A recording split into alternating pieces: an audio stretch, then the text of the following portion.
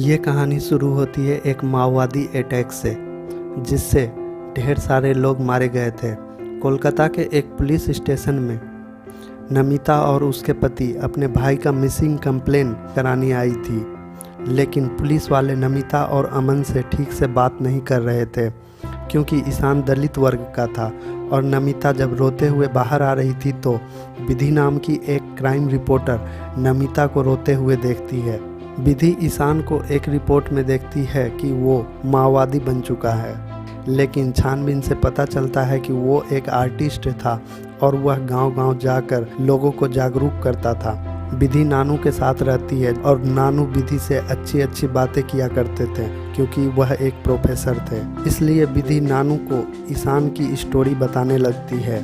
ईशान और अंकिता एक दूसरे से बहुत प्यार करते हैं और दोनों मिडिल क्लास फैमिली से बिलोंग करते हैं, इसलिए वो दोनों जल्द से जल्द कोर्ट मैरिज करने का फैसला लेता है। अंकिता एक बेस्ट एंकरर थी, इसलिए एक पॉलिटिशियन मिस्टर बर्मन अंकिता को जॉब ऑफर करता है और अंकिता अगले ही दिन उस जॉब में ज्वाइन कर जाती है। बर्मन अंकिता का वर्क परफॉर्मेंस से खुश था और मिस्टर बर्मन उसकी बहुत तारीफ करता था। और अगले दिन मिस्टर बर्मन अंकिता को एक फ्लैट गिफ्ट करता है। इधर अंकिता ईशान को इग्नोर करने लगती है, जिससे ईशान परेशान रहने लगता है। एक दिन ईशान अंकिता से मिलने उसके फ्लैट में जाता है तो उसे ये सब ठीक नहीं लगता और वो वहाँ से चला जाता है। रास्ते में ईशान को दो अनजान बंदे उसको धमकी देता है। फिर इधर ईशान के घर में पुलिस वाले पूछताछ के लिए आते हैं और माओवादी का लीडर राणा का फोटो दिखाकर उसके साथ मिले रहने का आरोप लगाता है और ईशान को माओवादी प्रूफ करने में लगा हुआ था, जबकि ईशान को नाटक नुक्कड़ में इंटरेस्ट था। विधि ईशान के एक दोस्त से मिलती है और उससे बात करके पता चलता है कि ईशान को वायलेंस बिल्कुल नहीं पसंद था और वहाँ से विधि को अंकिता का एड्रेस भी मिल जाता है।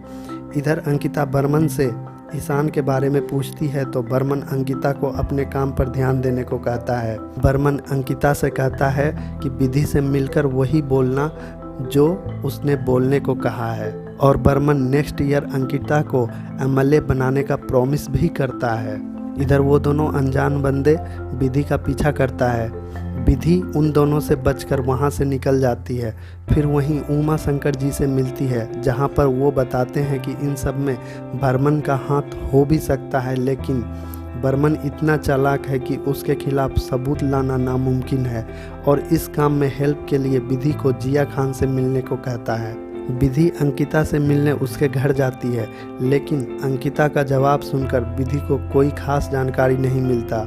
दूसरी तरफ विधि के नानू को वो दोनों अनजान बंदे डराने की कोशिश करते हैं ताकि विधि इन्वेस्टिगेशन को रोक दे, लेकिन उसके नानू डरने वालों में से नहीं थे। इसलिए वो बर्मन के ऑफिस जाकर उसे चेतावनी देता है कि अगर विधि को कुछ हुआ तो इसका अंजाम अच्छा नहीं होगा। इधर विधि के पिता मिस्टर सहानी विधि को एक कार गिफ्ट करता है और इनडायरेक्टली उसे इन्वेस्टिगेशन से मना करता है। नेक्स्ट डे विधि गुस्से से उस कार को वापस कर देती है और अपने पिता से कहती है कि वो उनके कामों में इंटरफेयर ना करे। उसके बाद जब वो ऑफिस आती है तो उसे एक इन्वेलप मिलता है जिसमें धमकी भरा हुआ मैसेज रहता है, जिससे विधि थोड़ा डर जाती है। विधि को नमिता से पता चलता है कि ईशान और अंकिता की शादी के लिए रजिस्टर ऑफिस में एप्लीकेशन भी दिया गया था, तो विधि मैरिज रजिस्ट्रार ऑफिस जाकर उन दोनों का एप्लीकेशन का फ़ोटो खींचकर अपने पास ले लेती है। एक बार अंकिता विधि को अपने घर बुलाती है और अंकिता विधि को बताती है कि वो दोनों एक दूसरे से बहुत प्यार करते थे, लेकिन परिस्थितियां उन दोनों को अलग कर देती है और वो ईशान के मिसिंग को लेकर बहुत दुखी रहती है, लेकिन वो बर्मन का नाम भी नहीं ले सकती है, जबकि उसे पता था कि इन सब के पीछे बर्मन का हाथ है। इधर एक सीनियर से पता चलता है कि बर्मन सब लोग से छुपाकर अंकिता से शादी कर लिया है, तो विधि बर्मन से मिलने उसके ऑफिस जाती है।